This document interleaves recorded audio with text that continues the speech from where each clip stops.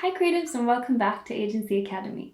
This is where we talk about how to build a business that truly works for you so you have more freedom to create and do the things that you love. Today we're going to talk about rebranding, and it's one of my favorite topics. I started in branding about 6 years ago, and so many other projects are rebrands. I feel like rebranding is a little bit of a different animal because when you're creating a brand from scratch, you have so much creative freedom. But when you're creating a rebrand, there's a lot more things to take into consideration. And I think a lot of those things are like human and the way that we work with our clients. So I wanted to talk about my creative process around rebranding so that if you're having a rebranding project right now or in the future, you can use this process to make sure that the results are really good.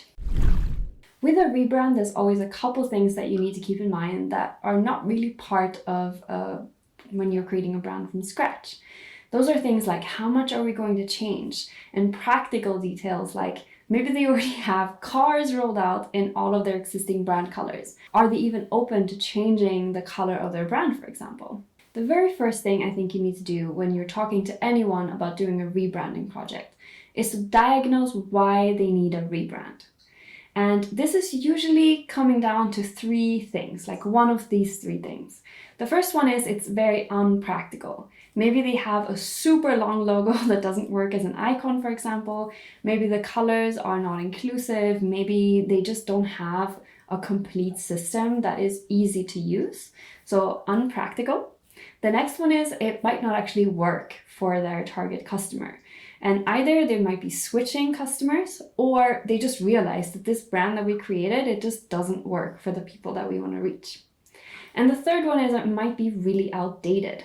So some brands are created very trendy, and then there are portions of it or all of it that just isn't working at the moment.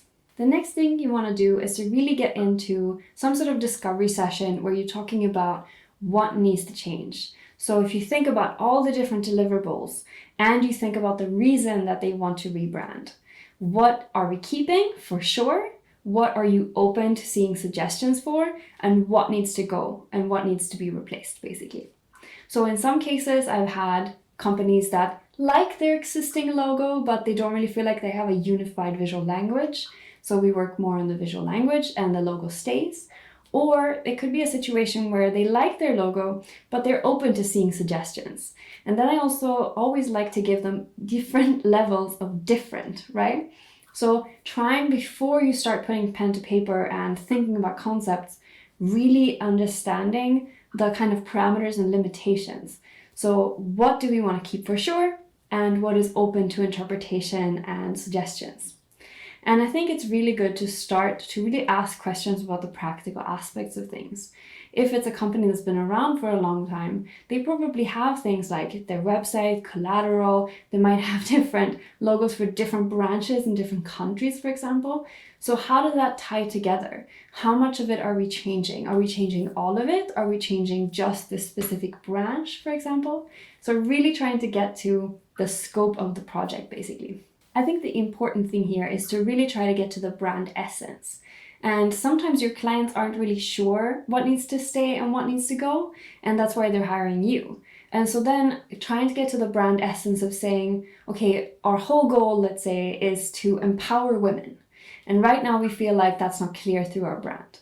That's something that you can work with. And then you can ask follow-up questions like, are you open to changing your logo? Are you open to changing your color and visual language, for example?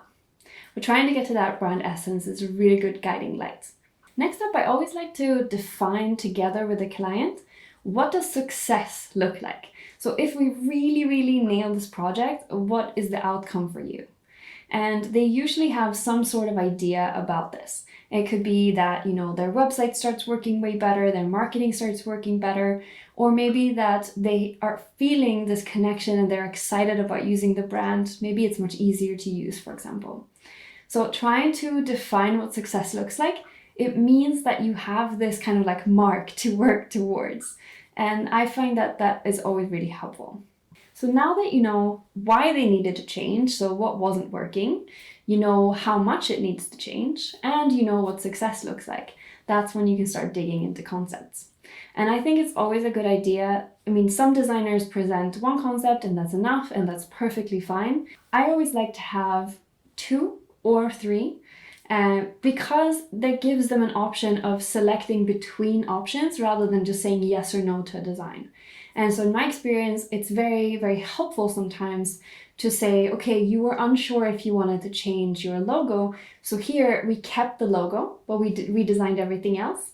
Here's an option with a new logo, and then they can choose between them. And oftentimes, if you have a feeling that the logo isn't going to work, doing that will show them that actually keeping the logo, it looks really strange now with all of this nice new branding.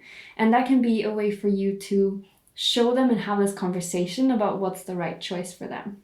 I think when you're presenting the work, something that's really important is to not just present the work, but like we always do, present the vision. So how is this going to help them get to that success that you guys defined previously? How is it going to be different and solve all those problems that they had with their existing brand? And so you're showing the strategy that you're really putting in to this design that you're creating. And that's going to really add a lot of value, and it's going to show all the work that went into your work and your designs. I like to do this in 3 ways. I like to show comparisons between saying, for example, they claimed that their logo was really difficult to use, it was really inflexible, maybe it was really long and had drop shadows, let's say. In that case, you can show them this is how it used to look for you, and this is what it will look like with the new design. So showing those comparisons. Maybe if they are a book company, for example, you could show, look, we created this beautiful icon, and now you can have it at the back of the book, at the spine of the book, looking really nice. And that takes me to the second one, which is using mockups. So very specific, targeted mockups that will show the beautiful work that you've done in context to them. And then the third one is to tell the story. So talk them through what was the problem, what does success look like, how are we achieving this? And do it in a way that feels relevant to them, and think about the words that they're using to describe both their goals and their struggles when you're creating this design. So throughout the process, you can write those down, or you can think about them and keep them in mind, so that when you're describing it to them, you can say, I know you guys mentioned you had problem A, and now we're looking at this and solving it by having solution B, for example. The last thing that I think is really important is to think about the handoff. This is a company that already exists. They already have an existing brand. They probably need to think about the rollout of the brand. Some companies want to do it all overnight so that everything is different. People wake up, they do an announcement, and everything is new with the new brand. Some companies feel like that's risky and they want to do a bit of a slow drip rollout, maybe a branch at a time, or let's say on social media first and then on their website later. I think this comes down to a lot of strategic decisions, so you can ask your client what they prefer. I think in a way, having everything roll out at once and making an announcement, it means that you don't have any confusion around the brand, but I do realize that's difficult for some companies to do. So see what works best for your clients. And then the next thing is to support them in this. So you'll want to create a really clear brand guide that has a lot of user manuals specifically for their applications. So if you know that they're going to be on Instagram and TikTok, make sure that you're showing exactly how to use the brand on those platforms. Maybe you have templates for it. Maybe you talk about the tone of voice and the messaging and the type of content that they're creating. And something else that you can do, which is a great upsell, is to ask if they need support rolling all of this out. So they might be, for example, redesigning their website with a new brand. You could help them create that design or refer them someone that you have a good connection with.